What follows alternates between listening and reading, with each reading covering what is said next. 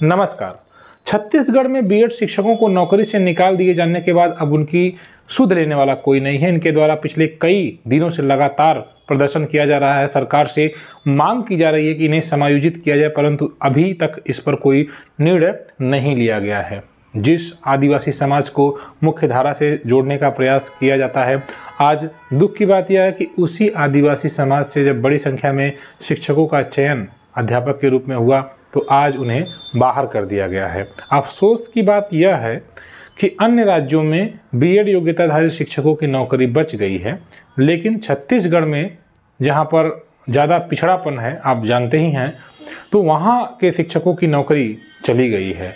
कितनी मेहनत से वहां पर शिक्षकों ने पढ़ाई की, बीएड जैसी डिग्री पूर्ण किया और उसके बाद राज्य सरकार के द्वारा जो मानक बनाए गए उसको पूर्ण किया।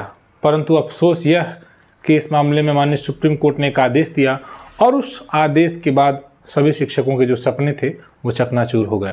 लेकिन अब सरकार इस पर क्या कर सकती है, यह एक महत्वपूर्ण प्रश्न बन जाता है और इसीलिए शिक्षकों ने पहले सरकार का ध्यान आकर्षित करने के लिए लगातार प्रदर्शन, अपने जो भी संभव तरीके हैं उन सब का प्रयोग किया।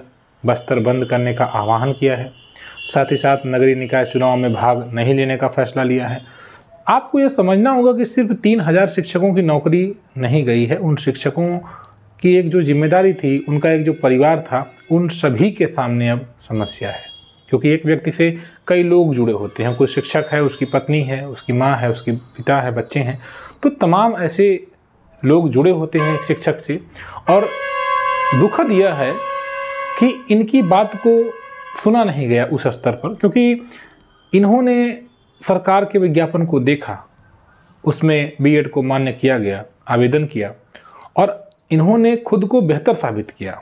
जो इस समय नौकरी पाने जा रहे हैं, ये इनके हटाए जाने के बाद इनसे लो मेरिटोरियस रहे होंगे उस समय, तभी नहीं हो सके। अब उनका मेरिट में नाम आ जाएगा और नौकरी पा जाएंगे। लेकिन इन शिक्षकों का कसूर क्या है? और ये शिक्षक लगातार यही बात पूछ रहे हैं कि हमारा कसूर क्या है जो हमें इस तरह से नौकरी से निकाल दिया गया। मुख्य धारा में जोड़ने का प्रयास होना चाहिए, लेकिन एक आदेश के बाद अब इन शिक्षकों की नौकरी चली गई। अब इन शिक्षकों के समस्याओं को सुनने वाला कोई नहीं है। मुख्यमंत्री ने एक कमेटी का गठन किया, परंतु यह कमेटी कब निर्णय देगी, इस पर भी कोई निर्णय अभी तक या कोई नतीजा नहीं पहुंच सका है। कोई भी नतीजे पर यह कमेटी नहीं पहुंच सकी है। तो अभी शिक्षकों के द्वारा यह प्रयास कि जो नगरीय निकाय चुनाव है यह पूर्ण हो जाएगा, उसके बाद फिर से शिक्षक अपना ध्यान, सरकार का ध्यान आकर्षित करने का प्रयास करेंगे इस मामले पर कि आखिर कमेटी अपनी रिपोर्ट दे। जब इन्होंने सरकार के द्वारा निर्धारित सभी अर्हता को पूर्ण किया तो इन्हें नौकरी मिलनी चाहिए। हालांकि नौकरी मिली, परंतु कोर्ट ने हटाई। तो अब इनका विकल्प क्या है, इनके पास अब कैसे सरकार क्या करे जिससे इनकी भी जो जीवन यापन है वो चल सके। आप समझ सकते हैं कि आप ऐसे बड़े शहर से नहीं बिलोंग करते हैं, आप दिल्ली या इलाहाबाद जैसे शहर से नहीं बिलोंग करते हैं जहाँ पर शिक्षा बहुत आसान है। छत्तीसगढ़ जैसा राज्य जहाँ पर बहुत पिछड़ा क्षेत्र है, जो कि अभी भी जहाँ पर जो बेसिक नीड्स हैं वो टीचर्स को नहीं मिल पाती हैं या जो स्टूडेंट्स हैं उनको नहीं मिल पाती हैं, इसके बावजूद किसी प्रकार से इन शिक्षकों ने बीएड जैसी पढ़ाई कंप्लीट की और फिर नौकरी प्राप्त की है। लेकिन अब अफसोस यह है कि इनकी सुनने वाला कोई नहीं है। मुख्यमंत्री ने गठन किया है कमेटी का, लेकिन इस कमेटी की रिपोर्ट कब तक आएगी, कोई इसकी डेडलाइन नहीं है। और जब भी कोई महत्वपूर्ण मामला होता है तो इस प्रकार से अक्सर कमेटी बना दी जाती है और फिर कमेटी का रिजल्ट आता रहता है, चीज़ें आगे बढ़ती रहती हैं। अब इन शिक्षकों का क्या कसूर है, ये लगातार यही पूछ रहे हैं। लेकिन सबको इनकी बात करनी होगी, इनकी चर्चा होनी चाहिए। नगरीय निकाय चुनाव में भी इन शिक्षकों की कोई चर्चा नहीं हुई, क्योंकि हाई कोर्ट और सुप्रीम कोर्ट ने अपना आदेश दिया है, इसलिए कोई आदेश के खिलाफ कार्य कर नहीं सकता।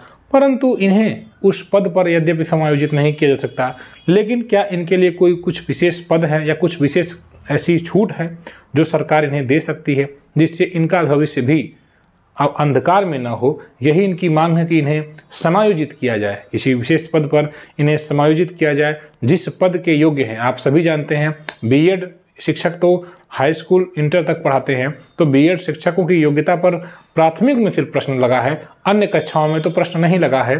तो क्या सरकार इनके लिए कुछ विशेष छूट या इन्हें किसी प्रकार से समायोजन इनका कर सकती है या नहीं, यही एक महत्वपूर्ण मुद्दा है जो इन शिक्षकों द्वारा उठाया जा रहा है और जिसकी चर्चा हर किसी को करनी चाहिए।